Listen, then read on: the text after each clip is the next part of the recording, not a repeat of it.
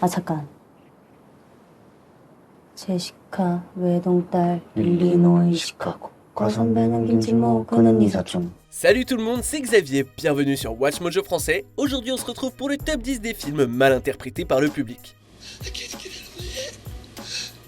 I've given you 7 years. Every day hurts.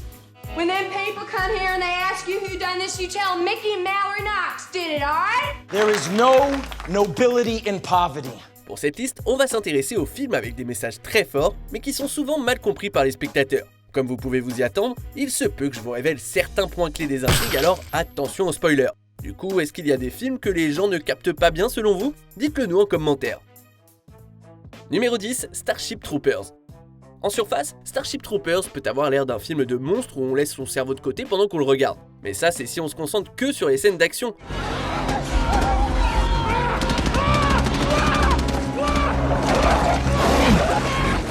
Et comme on le voit avec la propagande et les règles draconiennes que doivent suivre les citoyens, c'est en fait une satire du fascisme et des régimes militaires.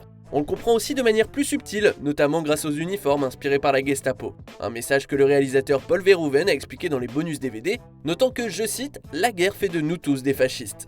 The innocence of youth is replaced by the cruelty and the hard edge of war. Comme il a aussi dit, il a créé un monde fasciste parfait pour le film, mais tout ce pourquoi il était bon, c'était tuer des bestioles arachnides. Numéro 9, Parasite.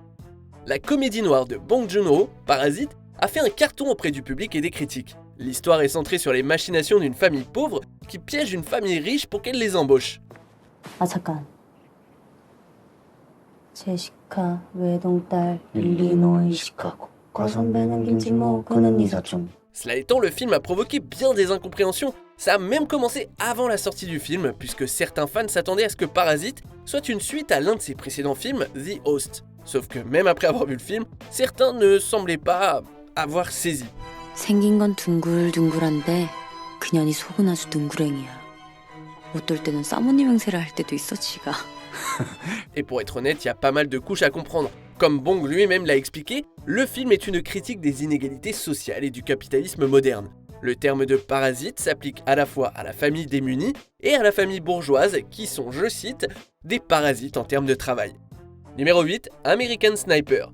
Quand American Sniper est sorti, certaines parties du public, mais même des critiques professionnels, ont eu du mal avec le style propagande du film au premier abord. It is still unclear at this hour who our enemy is. Although the embassies were obviously the targets, most of the dead. Beaucoup se sont arrêtés au terme American et au drapeau des États-Unis sur le poster et basta. You ever think about what happens when there's a real person on the end of that gun? I don't know. I just hope I can do my job when that day comes. Et pour ces gens-là, ça signifie que ce film n'est qu'une célébration de la vie du vétéran de guerre décoré Chris Kyle.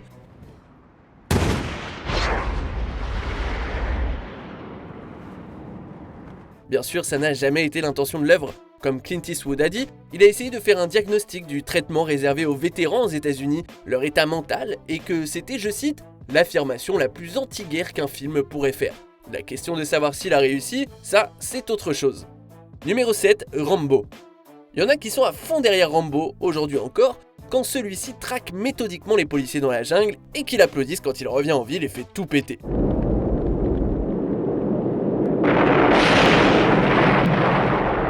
Le truc c'est que, on n'est pas nécessairement censé apprécier le gars Rambo qui provoque douleur et destruction. C'est un homme qui a été programmé pour devenir une machine à tuer, et ça doit inspirer la peur, pas l'admiration. In Vietnam, his job was to dispose of enemy personnel. To kill.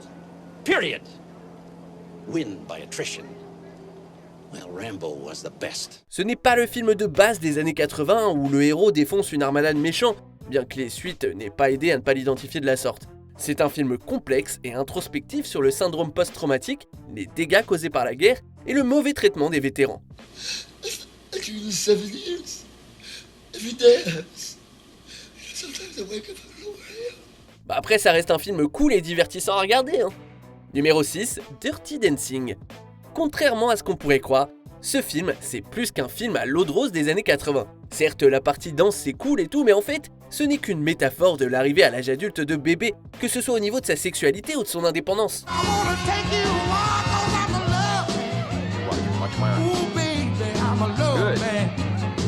Le film se déroule en 1963, à une époque où la sexualité assumée était toujours taboue, ce qui oblige Peggy à subir une procédure médicale clandestine et Bébé à cacher sa relation avec Johnny. You didn't call an ambulance? She said the hospital would call the police. She made me promise. He didn't use no ether, nothing. I thought you said he was at Real MD. The guy had a dirty knife and a folding table. Au moment du climax, ils font une choré provocante, les danseurs arrivent, et Bébé parvient finalement à surmonter sa peur lors de la scène la plus emblématique du film.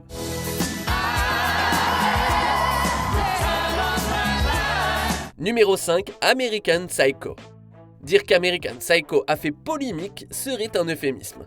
Bret Easton Ellis a fait face à d'énormes difficultés quand il a essayé de publier son roman et a même reçu des menaces de mort après la publication. Quand le film est sorti 9 ans plus tard, des critiques ont attaqué de nouveau sa morbidité et les thèmes misogynes à première vue. Oh, who gives a rat's ass? Hey, that affects us. Oh, well, what about the massacres in Sri Lanka, honey? Doesn't that affect us too? I mean, do you know anything about Sri Lanka? How, like, the Sikhs are killing, like, tons of Israelis over there? Pourtant, il est clair que cette histoire ne glorifie pas la violence à travers Patrick Bateman, mais qu'elle la critique. I need those sheets clean by this afternoon. Listen, I cannot understand you. This is crazy. You're a fool. I can't cope with the stupid bitchy. Understand?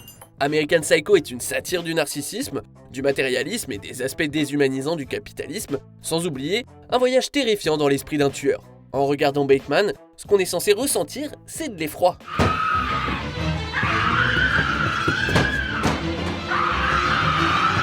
Numéro 4, Tueur né. Avec un titre pareil, on peut comprendre pourquoi le film d'Oliver Stone a pu faire polémique. Immédiatement, il a été critiqué pour avoir glorifié la violence, et on lui a même fait porter le chapeau pour certains crimes d'imitation arrivés dans la vraie vie. When them people come here and they ask you who done this, you tell Mickey and Mallory Knox did it, alright? Say it! Mickey and Mallory Knox did it. Mickey and Mallory Knox. I love you, Mickey. Mallory? Pour les médias, c'est un film qui cherche à montrer que le meurtre, c'est cool, et donc il fallait l'étouffer. Come on, get the big bad wolf. Définitivement emblématique, puisque le film critique en fait l'obsession des médias pour la violence. Media is like the weather, only it's man-made weather. Murder? It's pure. You're the one who made it impure. You're buying and selling fear. Le fait que ça ait échappé aux critiques et que des gens auraient commis des crimes sous son influence marque un point en quelque sorte. Numéro 3, Le Loup de Wall Street. Le biopic de Martin Scorsese dépeint une vie faite d'excès et comme beaucoup de films du genre, des gens ont mal compris et se sont mis à fantasmer sur ce style de vie plutôt que de le remettre en question. Welcome to the Investors Center. Bye-bye. How'd you do that? Just like that, I made $2,000. The other guys looked at me like I'd just discovered fire. Quelques critiques professionnels ont vu le film comme la glorification d'un style de vie où on la brûle par les deux bouts, la vie. Et certains employés de la finance se seraient même amusés de voir ça à une avant-première. There is no nobility in poverty. I have been a rich man and I have been a poor man and I choose rich every time. Ça a tellement glissé que DiCaprio en personne a dû défendre le film et ses thèmes. Le film est censé montrer la nature destructrice non seulement de tels excès, mais aussi de la corruption et des professionnels trop ambitieux. Did you drive that car tonight? Yeah, right. Family man, honey! It was a miracle I wasn't killed. Normalement, on doit être dégoûté par les actes de Jordan. On ne doit pas les encourager. Numéro 2, Le Parrain. You don't ask with respect. You don't offer friendship. You don't even think to call me Godfather. Instead, you come into my house on the day my daughter's to be married and you ask me to do murder. Money. Tout comme Les Affranchis et un nombre incalculable de films de gangsters, Le Parrain décrit la vie criminelle comme quelque chose que l'on doit craindre. Au cours de cette œuvre, on observe le doux Michael se dévouer au crime et à la brutalité avant d'être finalement couronné parrain dans un pur moment de tragédie. Sauf que certains spectateurs ont cru à un moment de triomphe, et instantanément, la glorification s'est mise en route. D'un coup, la mafia était cool, et l'intérêt qu'on y apportait a crevé le plafond. Même certains véritables gangsters ont adoré le film, et se sont mis à l'intégrer à leur travail, appelant par exemple leur boss parrain. Ce qui servait d'avertissement est devenu quelque chose d'entièrement différent. On arrive presque à la fin. Nous publions de nouvelles vidéos chaque jour, alors avant de continuer, abonnez-vous et activez la petite cloche et les notifications sur téléphone pour ne rien rater.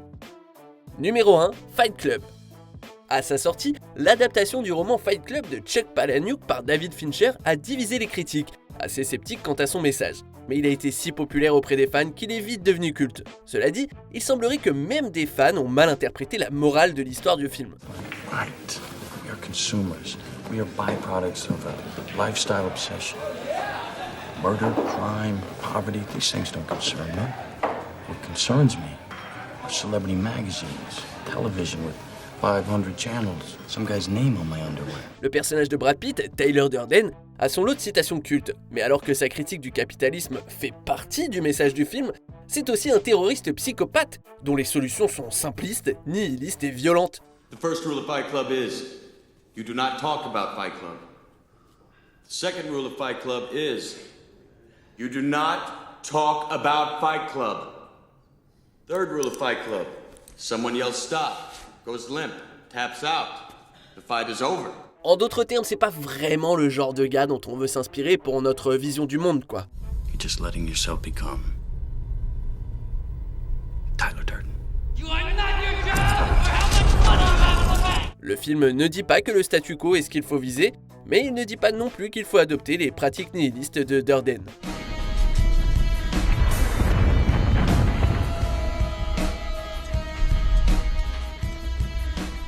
Vous êtes d'accord avec notre sélection ? Dites-le nous en commentaire et checkez cette autre super vidéo de WatchMojo français.